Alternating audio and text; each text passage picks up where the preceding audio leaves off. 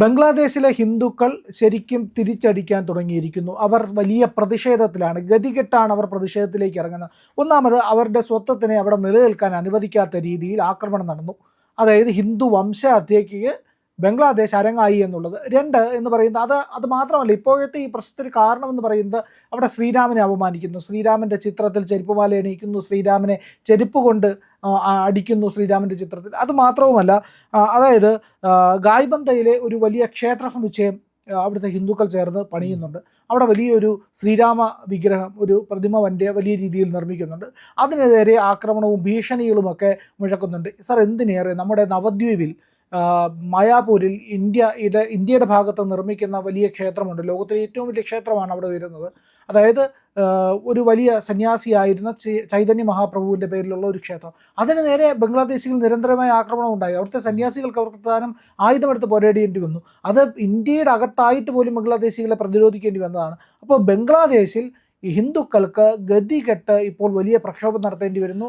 അവിടെ ധാക്ക യൂണിവേഴ്സിറ്റിയിലുള്ള ഹിന്ദു യുവാക്കളും യുവതികളും എല്ലാം തന്നെ പ്രതിഷേധത്തിൽ പങ്കെടുത്തുകൊണ്ടിരുന്നത്. ബംഗ്ലാദേശിൽ ഗതികെട്ടല്ലേ ഹിന്ദുക്കൾ ഇത്തരത്തിൽ പ്രതിഷേധത്തിലേക്ക് വരുന്ന? അങ്ങയുടെ അഭിപ്രായം എന്താണ് ഇതിൽ? ഇത് ഒരു കാര്യം പ്രിയൻ മനസ്സിലാക്കണം. എവിടെയെല്ലാം മുസ്ലിം ഭൂരിപക്ഷ പ്രദേശങ്ങളാണോ അവിടെ ന്യൂനപക്ഷങ്ങൾക്ക് യാതൊരു സുരക്ഷിതത്വമോ അതല്ലെങ്കിൽ ഒരു ഭാവിയിൽ സംബന്ധിച്ച ഒരു ഉറപ്പോ ഇല്ല. ഇപ്പോൾ പാകിസ്ഥാനിലെ ഹിന്ദുക്കളുണ്ടായിരുന്നില്ലേ? പാകിസ്ഥാനിലെ ഹിന്ദുക്കളുടെ എണ്ണം 1947 പാകിസ്ഥാൻ എന്നുള്ള രാജ്യം രൂപീകരിച്ചപ്പോൾ അവിടെ 25% ഹിന്ദുക്കളുണ്ടായിരുന്നു. ആ ജനസംഖ്യ ഇപ്പം മാറി, ഇപ്പോൾ കഷ്ടി 2% വരെ എത്തിയെന്നാണ് ഞാൻ മനസ്സിലാക്കുന്നത്. അതുപോലെ ബംഗ്ലാദേശ് ഒരു ഇസ്ലാമിക് കൺട്രിയാണ്, ഇസ്ലാമിക് രാജ്യമാണ്. അവിടെ വൻ ഭൂരിപക്ഷമാണ് മുസ്ലിങ്ങൾക്കുള്ളത്. 90% എങ്ങാണ്ടൊറ്റ മുസ്ലിങ്ങളായി കഴിഞ്ഞു. അവിടെ ഹിന്ദുക്കൾ അവിടെ എത്ര പെർസെൻറ്റ് ഒരു 7% പോലും ഉണ്ടോയെന്ന് സംശയമാണ്. ആ 7% നിർബന്ധിത മതപരിവർത്തനത്തിന് വിധേയമാക്കുന്നു, അതല്ലാത്തവരെ കൊല്ലുന്നു. അങ്ങനെയാണ് ചെയ്യണത്. പിന്നെ പലരും അവിടെ നിന്ന് പലായനം ചെയ്തിട്ടുണ്ട് ഇന്ത്യയിലേക്ക്. ഈ ബംഗ്ലാദേശിൽ നിന്നും വന്നിട്ടുള്ള അഭയാർത്ഥികളിൽ കുറച്ച് പേരൊക്കെ ഹിന്ദുക്കളും ഉണ്ട്. അവിടെ ഹിന്ദുക്കൾക്കൊന്നും ഒരു സ്വാതന്ത്ര്യമില്ല അവിടെ. അതിനെ ചോദ്യം ചെയ്യാൻ പറ്റില്ല. കാരണം ഈ ശ്രീരാമൻ്റെ പ്രതിമ, 80 അടി ഉയരമുള്ള ശ്രീരാമൻ്റെ പ്രതിമ, 50 അടി ഉയരമുള്ള ശ്രീകൃഷ്ണൻ്റെ പ്രതിമ, 30 അടിയോ 40 അടിയോ ഉയരമുള്ള മഹാദേവൻ്റെ പ്രതിമ, ഇത് മൂന്നും നിർമ്മിക്കാനായിട്ടാണ് അവർ ഉദ്ദേശിച്ചിരുന്നത്. അതും സെൽഫ് ഫൈനാൻസ് വഴി ആ ഓർഗനൈസേഷൻ്റെ സ്വന്തം ആയിട്ട് അവർ കണ്ടുപിടിക്കുന്ന തുക ഉപയോഗിച്ചിട്ടാണ് ഈ ക്ഷേത്ര സമുച്ചയവും ഒക്കെ നിർമ്മിക്കാനായിട്ട് ഉദ്ദേശിച്ചിരിക്കുന്നത്. അപ്പോൾ ഈ മുസ്ലിങ്ങൾ അതിപ്പോൾ ഇവിടെ നമ്മുടെ മലപ്പുറത്താണെങ്കിലും കോഴിക്കോടാണെങ്കിലും കണ്ണൂരാണെങ്കിലും കാസർഗോഡാണെങ്കിലും കേരളത്തിൽ എവിടെയാണെങ്കിലും അതിൽ ഇന്ത്യയിൽ എവിടെയാണെങ്കിലും പിന്നെ ലോകത്ത് എവിടെയാണെങ്കിലും അവർ വിഗ്രഹ ആരാധനയ്ക്കെതിരാണ് അവർ. അപ്പോൾ ഈ നമുക്കൊരു മലയാളം സർവകലാശാലയുണ്ട് തുഞ്ചൻ പറമ്പിൽ. തുഞ്ചത്തെഴുത്തച്ഛൻ്റെ പേരിലാണ് ആ യൂണിവേഴ്സിറ്റി തുടങ്ങിയത്. അവിടെ ഒരു തുഞ്ചൻ്റെ പ്രതിമ സ്ഥാപിക്കാനായിട്ട് അവരെതിരാണ്. ഈ തിരൂരിൽ ആണ് തുഞ്ചത്തെഴുത്തച്ഛൻ ജനിച്ചത്. അവിടെ തുഞ്ചൻ്റെ പ്രതിമ സ്ഥാപിക്കാൻ അവർ സമ്മതിച്ചിട്ടില്ല. ഇന്നവരെ പ്രതിമ ഉണ്ടാക്കിയിട്ടുണ്ടാക്കുക കെട്ടിപ്പൂട്ടി തുണിയിൽ കെട്ടി വച്ചേക്കുക എന്നാണ് പറയണത്. അതേസമയം അവിടെ ഒരു ഓഡിറ്റോറിയം ഉണ്ട്. ആ ഓഡിറ്റോറിയത്തിൻ്റെ പേര് വാരിയംകുന്നത്ത് ഹാജി ഓഡിറ്റോറിയം എന്നാണ്. നമ്മുടെ 1921 മാപ്പിള ലഹള സമയത്ത് ഹിന്ദുക്കളെ വംശീയനാശം നടത്താൻ വേണ്ടി നേതൃത്വം നൽകിയ ഒരു ഭീകരവാദിയാണ് വാരിയംകുന്നൻ. അയാളുടെ മെമ്മോറിയലായിട്ട് അവിടെ ഒരു ഓഡിറ്റോറിയം ഉണ്ട്. ആ ഓഡിറ്റോറിയത്തിന് ആണ് പലപ്പോഴും മുസ്ലിം ലീഗ് നേതാക്കളുടെ സമ്മേളനം നടക്കുന്നത്. അവർ വളരെ പ്രസ്റ്റീജായിട്ടാണ് അത് കൊണ്ടു നടക്കുന്നത് മുഴുവനും. ഒരു കലാപകാരിക്ക് വേണ്ടിയിട്ട് ഒരു സ്മാരകം ഉണ്ടാക്കാൻ യാതൊരു മടിയുമില്ല.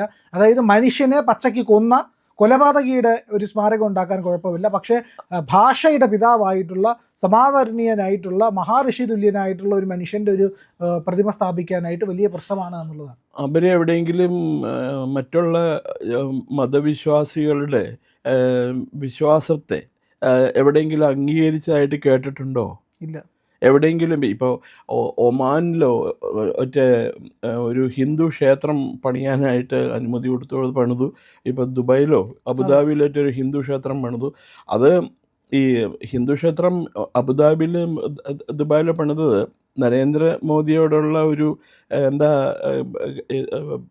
ആദരവ് കാണിക്കാൻ വേണ്ടിയിട്ടാണ്. അക്ഷർധാം മാതൃകയിൽ. അല്ലാണ്ട് ഇതുവരെ അവർക്ക് പണിയാൻ പറ്റിയിട്ടില്ലല്ലോ. എത്ര വർഷമായി? 2014 നരേന്ദ്രമോദി അധികാരത്തിൽ വന്നത്.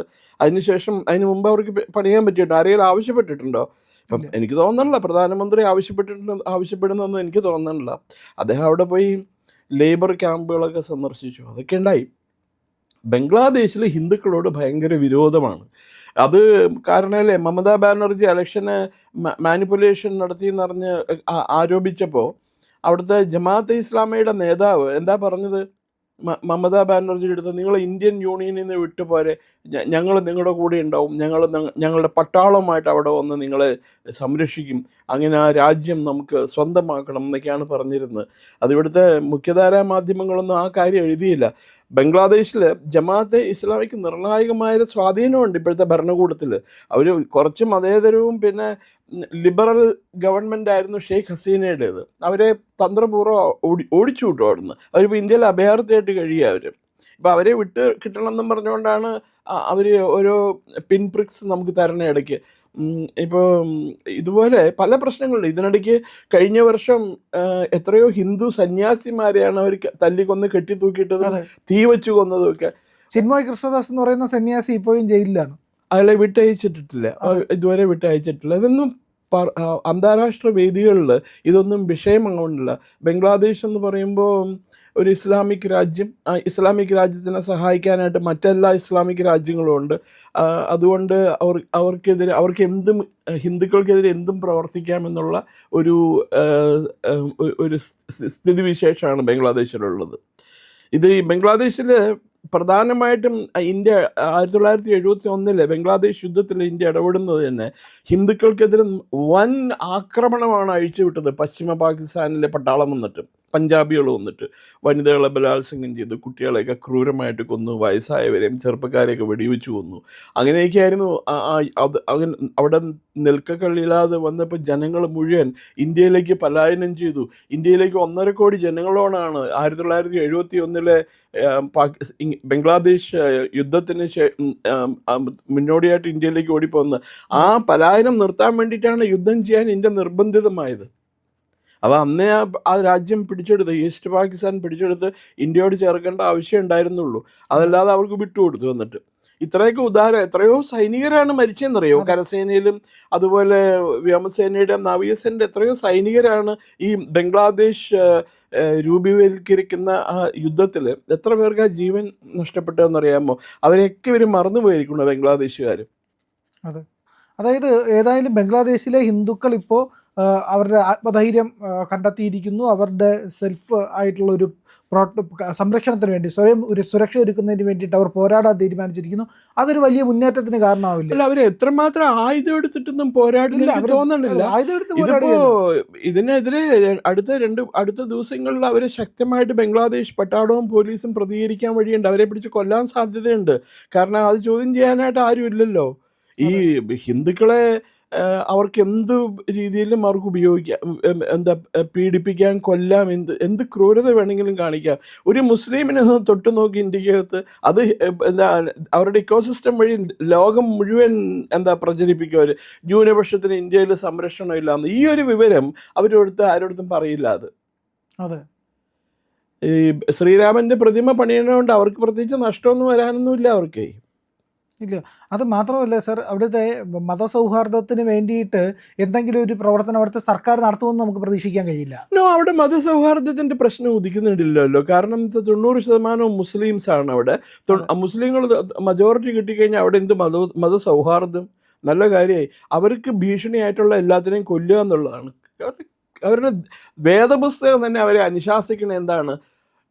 ഖുറാനിൽ വിശ്വസിക്കാത്തവർ, അതുപോലെ തന്നെ ഇൻഫിഡൽസ്, കാഫിറുകളെ കിട്ടണടുത്ത് വെച്ച് കൊല്ലുക എന്നുള്ളതാണ് അവർ പറയുന്നത്. അപ്പോൾ അവർക്ക് ജസ്റ്റിഫൈ ചെയ്യാൻ പറ്റിയിട്ടില്ലല്ലോ ഇന്നവരെ ആ ഒരു നിലപാടിനെ എതിർത്ത് പറയുമോ അവർ? ഇല്ല. പ്രിയപ്പെട്ട പ്രേക്ഷകരെ, ഞങ്ങൾ ഇന്ത്യ ലൈവ് പതിവ് പോലെ നമ്മൾ പറയുകയാണ്, മാധ്യമങ്ങളിൽ വരാത്ത, മറ്റു മാധ്യമങ്ങൾ പറയാത്ത വാർത്തകളാണ് നിങ്ങളുടെ മുന്നിലേക്ക് കൊണ്ടുവരുന്നത്. ഇത് പറയാൻ ഞങ്ങൾക്ക് പ്രേരണയും ശക്തിയും നിങ്ങളാണ്. നിങ്ങൾ ഞങ്ങളുടെ കൂടെ ഉണ്ടാവണം. ഞങ്ങളുടെ ചാനൽ സബ്സ്ക്രൈബ് ചെയ്യണം. നമുക്കൊരു ചാനൽ കൂടിയുണ്ട്, C4N, C4N. മലയാളം. നമ്മൾ ഈ തെരഞ്ഞെടുപ്പൊക്കെ ആയതുകൊണ്ട് കൂടുതൽ വാർത്തകൾ നമ്മുടെ ഈ പ്ലാറ്റ്ഫോമിൽ തന്നെ കൊടുക്കാൻ കഴിയാത്തതുകൊണ്ടാണ് C4Nൽ പുതിയ വാർത്തകൾ കൊടുക്കുന്നത്. അപ്പോൾ ആ ചാനലും കൂടി ഒന്ന് സബ്സ്ക്രൈബ് ചെയ്യണം. ഇന്ത്യ ലൈവ് ഉറപ്പായിട്ടും ചെയ്യണം. C4N കൂടെ C4N, C എന്ന് പറഞ്ഞാൽ ക്രെഡിബിൾ, ഫോർ എൻ നേഷൻ, രാജ്യം. നമ്മുടെ രാജ്യത്തിന് വേണ്ടിയാണ്. രാജ്യം വിട്ട് ഒരു കാര്യവും ഇന്ത്യ ലൈവിനില്ല. അതുകൊണ്ട് ഞങ്ങളുടെ കൂടെ ഉണ്ടാവണം എന്നുകൂടി അഭ്യർത്ഥിക്കുന്നു.